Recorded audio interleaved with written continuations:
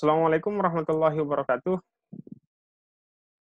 Teman-teman pejuang NIP sekalian, kembali lagi berjumpa dengan saya, MZ Batubara. Pada video kali ini, saya kembali akan membahas mengenai seleksi kompetensi bidang SKB CPNS.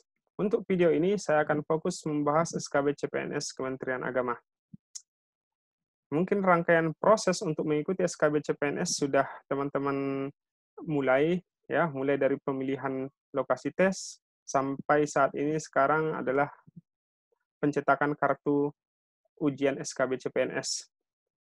Ke depan, teman-teman tinggal mempersiapkan dengan matang materi-materi yang akan diujiankan di dalam SKB CPNS dengan instansi masing-masing. Kemudian, jangan lupa juga teman-teman persiapkan mulai daripada yang namanya mental, kemudian jaga kesehatan, sampai nanti proses mengikuti ujian SKB CPNS.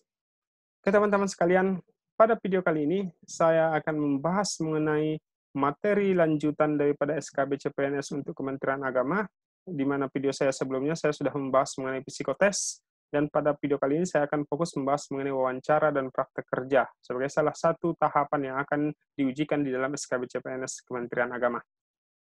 Oke teman-teman sekalian, sebelum kita lanjut membahas materi ini, silahkan teman-teman subscribe channel saya, like, and share. Oke teman-teman sekalian, yang pertama yang akan saya bahas di sini adalah mengenai wawancara. Ini adalah lanjutan daripada tahapan ataupun rangkaian yang akan diujikan di dalam SKB CPNS Kementerian Agama. Mulai dari psikotes, kemudian yang kedua adalah wawancara atau interview. Di dalam wawancara, ini pengalaman-pengalaman dari tahun-tahun yang lewat bahwa hal-hal yang ditanyakan di dalam wawancara ataupun interview, yang pertama itu yang perlu teman-teman sekalian pahami adalah pemahaman teman-teman sekalian tentang pengetahuan-pengetahuan umum. Ya, di sini perlu teman-teman sekalian bahas kembali, pelajari kembali mengenai pengetahuan-pengetahuan umum. Kemudian perlu juga teman-teman sekalian bahas mengenai pemahaman tentang hukum negara. Ya, berkaitan dengan Pancasila, berkaitan dengan Undang-Undang Dasar 1945. Kemudian pemahaman tentang agama, karena ketika nanti wawancara bisa saja nanti pengetahuan umum, hukum negara, dan agama akan ditanyakan pada proses interview. Jadi silahkan teman-teman bahas kembali, mulai dari yang namanya pengetahuan umum, kemudian hukum negara ini ada nanti Pancasila, paling penting di sini teman-teman sekalian pahami mengenai butir-butir yang terkandung di dalam Pancasila, kemudian Undang-Undang Dasar 1945. Kemudian pemahaman tentang agama, ya, agama kita masing-masing, ya, sesuai dengan agama yang teman-teman sekalian anut. Kemudian, yang kedua itu adalah pemahaman tentang radikalisme, terorisme, dan intoleransi. Jadi sini, teman-teman sekalian, perlu teman-teman pahami apa itu radikalisme, ya, apa itu terorisme, apa itu intoleransi. Karena ini nanti bisa saja ditanyakan. Dan juga jangan lupa dikaitkan dengan Pancasila dan Undang-Undang Dasar 1945.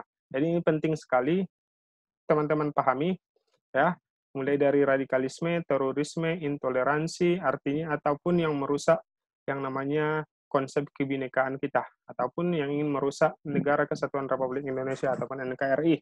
Jadi di sini teman-teman sekalian bahas apa itu radikalisme, terorisme, dan intoleransi. Kemudian,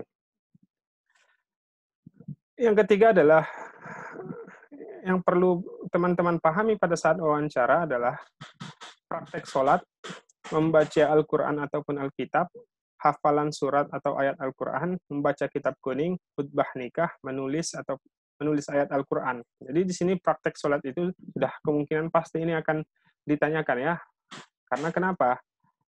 Karena kita sebagai manusia yang mengakui adanya Tuhan, di sini kita akan ditanyakan mengenai praktek sholat. Ini bagi kelompok-kelompok yang beragama Islam, ataupun nanti teman-teman yang menganut agama Islam, di sini akan diujikan untuk praktek sholat. Begitu juga dengan teman-teman yang beragama lain, ya. Silahkan dibahas mengenai praktek-praktek di dalam cara peribadatan.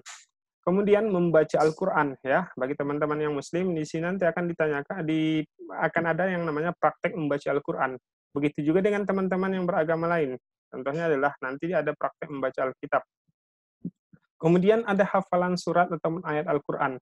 Di sini teman-teman harus banyak hafalan surat ataupun ayat Al-Quran. Bahkan terkadang yang ditanyakan itu adalah di luar dari juz 30 ya. Silahkan nanti teman-teman hafal di luar dari juz 30. Nanti bisa saya ditanyakan, silahkan Anda bacakan surat atau Al-Quran selain daripada juz 30. Nanti bisa saja muncul yang seperti itu. Jadi silahkan teman-teman hafal mulai dari sekarang. Kemudian membaca kitab kuning. Ini bagi yang namanya penyuluh, kemudian penghulu, ini bisa saja nanti membaca kitab kuning, kemudian khutbah nikah, ya kan, penghulu dan penyuluh. Kemudian bisa nanti disuruh untuk menulis salah satu ayat Al-Quran, ya, kita disuruh untuk menulisnya.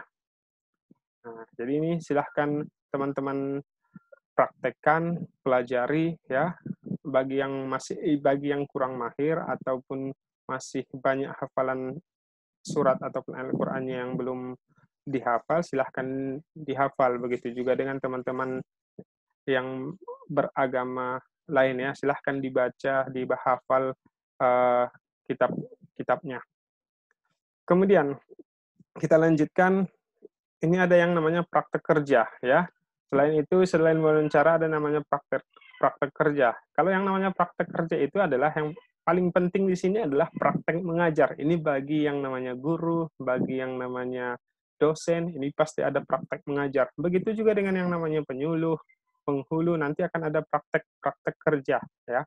Yang pertama itu kalau dia adalah calon dosen atau guru, maka akan disuruh untuk membuat RPP atau mungkin menyediakan RPP ataupun RPS pada saat dilaksanakannya praktek mengajar. Karena salah satu elemen terpenting di dalam proses belajar mengajar, di dalam proses mengajar itu adalah yang pertama harus menyediakan yang namanya RPP bagi guru, RPS atau bagi dosen.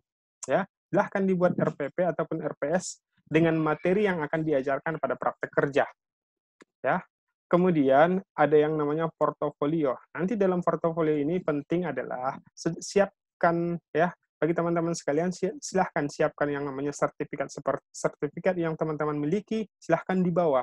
Kemudian juga bagi yang mempunyai pengalaman, silahkan dibawa, mulai dari SK mengajarnya ya, baik itu SK mengajar sebagai guru ataupun SK mengajar yang dosen ataupun mungkin SK-SK bagi teman-teman yang sudah bekerja ya di tempat yang lain. Silahkan dibawa nanti karena ini adalah hal terpenting ya. Jadi silahkan dibawa, ada yang namanya sertifikat, baik itu sertifikat seminar ya, penghargaan ya, buku, jurnal ataupun tulisan ya. Silahkan dibawa nanti semua tulisan-tulisan yang sudah terbit ya.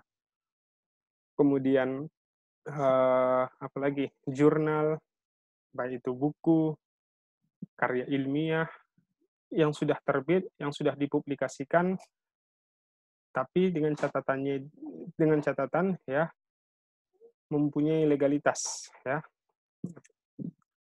Jadi itu dia teman-teman. Jadi itu dia yang di dalam praktek kerja yang paling penting adalah membuat RPP ataupun RPS, praktek mengajar. Oh, satu lagi yang terpenting di dalam praktek mengajar ini adalah jangan lupa buat PowerPoint-nya. Buatlah PowerPoint semenarik mungkin. Kemudian juga portofolio, sertifikat seminar, sertifikat penghargaan, tulisan-tulisan yang sudah terbit, bawa semua, baik itu dalam bentuk buku, jurnal, begitu juga dengan yang namanya SK, baik itu SK mengajar ataupun SK-SK pengalaman kerja lainnya. Oke teman-teman sekalian, mudah-mudahan video ini bermanfaat bagi teman-teman sekalian. Apabila bermanfaat video ini, mohon pada teman-teman sekalian, jangan lupa like, share, and subscribe channel saya MZ Batubara. Sekian saja, mudah-mudahan video ini bermanfaat, mudah-mudahan teman-teman sukses sekalian. Oke, Assalamualaikum warahmatullahi wabarakatuh.